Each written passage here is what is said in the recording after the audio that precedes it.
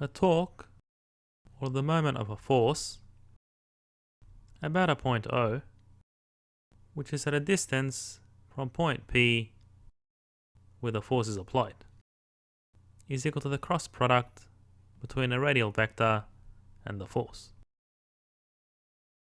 So we can resolve the force into components that are perpendicular and parallel to the radial vector.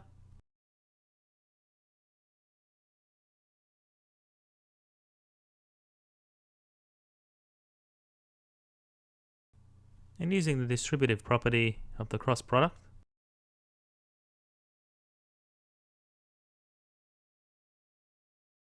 well, the cross product between two vectors that are parallel is 0.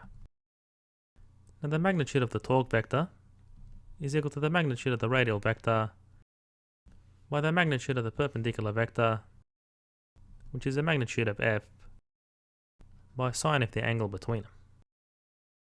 And we take the absolute value because we're looking at a magnitude. So applying the right hand rule, you can place a perpendicular vector at the origin. So if you use your right hand and curl your fingers from R to the perpendicular component of F, then the resultant torque vector points in the positive Z direction in this case. And we represent the torque about point O as a rotation about O.